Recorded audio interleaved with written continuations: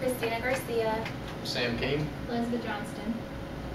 Now we're going to introduce our audience members. 1, 2, 3, 4, 5, 6.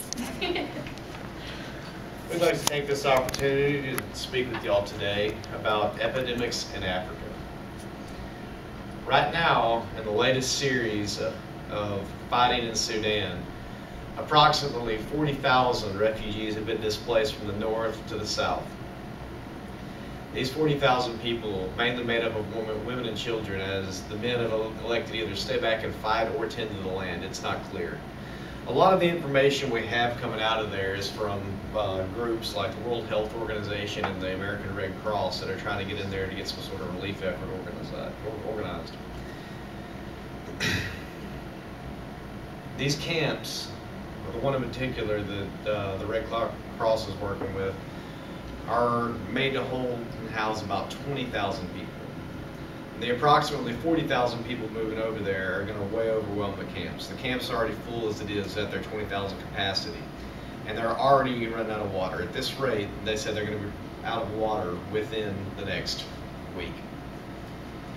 This is hardly a problem confined to northern Africa and sub-Saharan area. It extends out east and west and south. The entire continent, for the most part, has experienced a drought the past 10 years or so, which likes they haven't seen before in many, many years. This drought has made procurement of food particularly difficult for farmers, and it's affected everyone all the way up the chain. Everyone has to get their food from the land at some point down the line.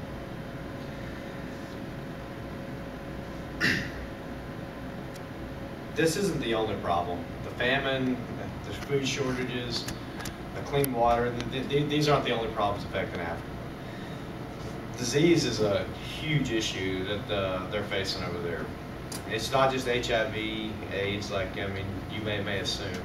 At any given time, there are numerous outbreaks all over the country.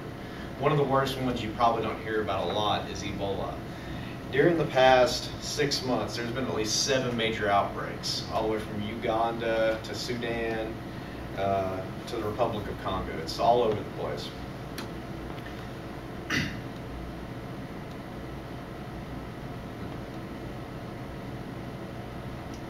Okay, so we must end world hunger in Africa formally before it gets worse, to help the many kids of Africa to stay alive and to flourish. With the amount of abundant resources that America has, you would think that the rest of the world would be up to par or even better. In many homes of the countries of Niger, Mali, Ethiopia, Kenya, and South Sudan suffer with no electricity, heat, or even clean running water. The insufficient amount of water that are available oftentimes are dirty and full of filth from their original locations, whether it be from the well, stream, or a pond. More than 30 million kids and grown-ups throughout a band of Africa experience a demoralizing hunger crisis. Deprived rainfall, crop failures, and increased rapidly food prices have made it quite deprived for the hunger crisis, and for women to give food to their offspring or their babies.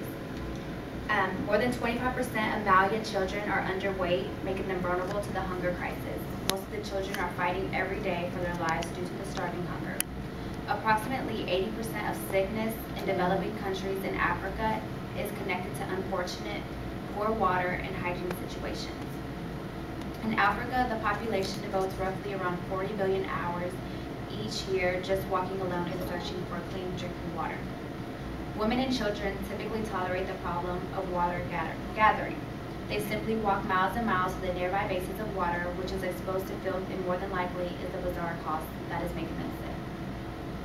It is stated by Margaret Catley Carlson, Vice Chair, World Economic Forum at the charitywater.org/whywater, that water is an astonishing complex and subtle force in an economy.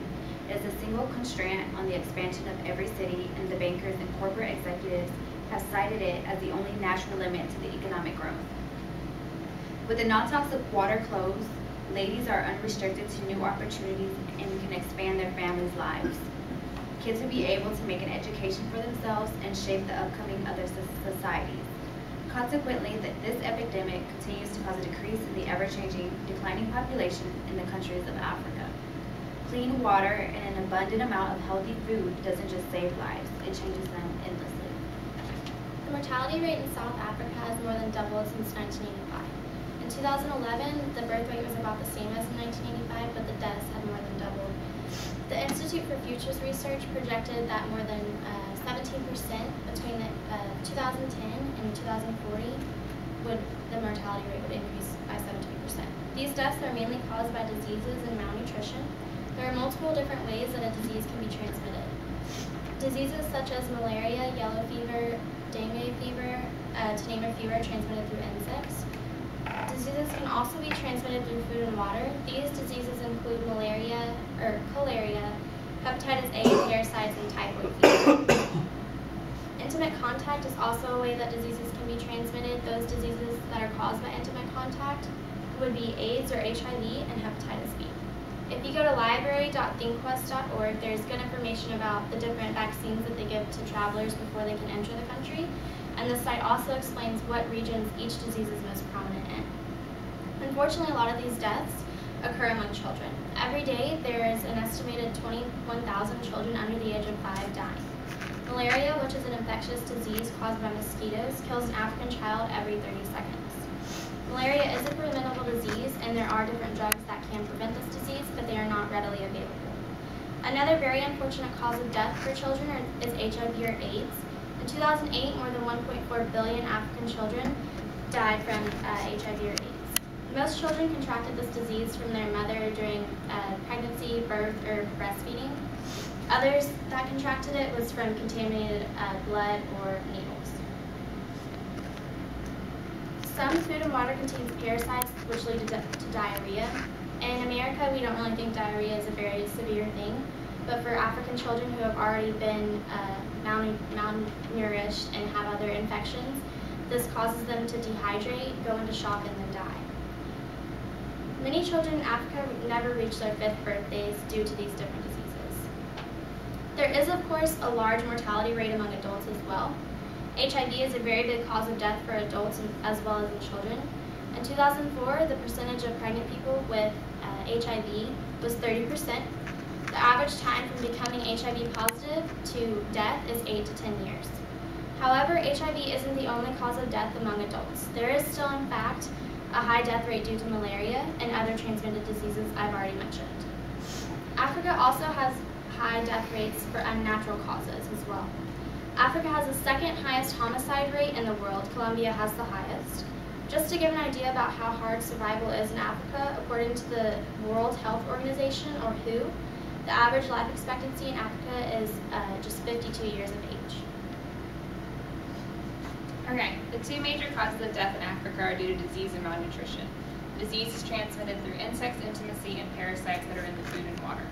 Many of the houses in Africa do not have electricity, heat, or clean water or medical supplies that are readily available for them to use. Because of this, life expectancy for the average person is only 52 years old.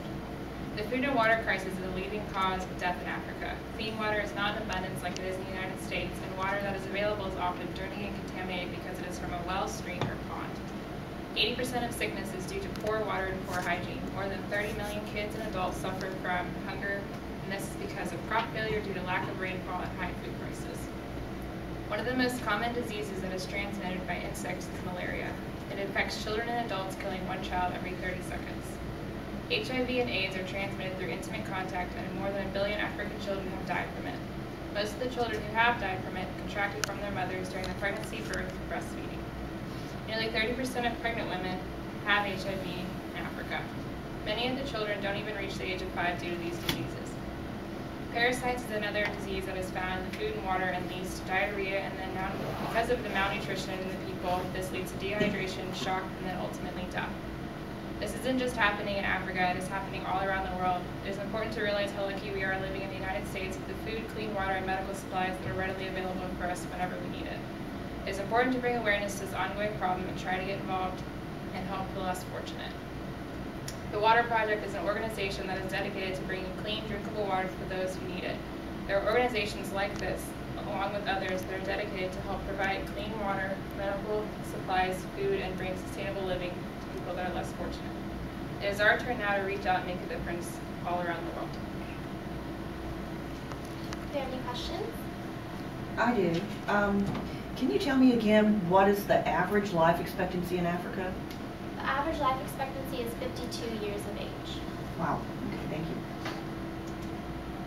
Another question? What can we do to help?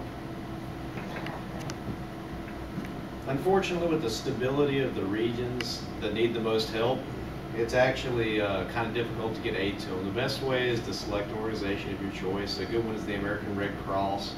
There's several of them that do a lot of nonprofit work in Africa. All the proceeds that you donate will go directly to helping needy children. I've got a question. Is this just towards like certain areas of Africa, or? No, it's not localized at all. It's over the entire continent. You can go north to south, east to west, and you're going to run into the same problems in different geographical regions all across there. It's either going to be drought and no water, or you're going to run into the opposite problem and you're going to have contaminated drinking water where they're lucky enough to even have the water in the first place.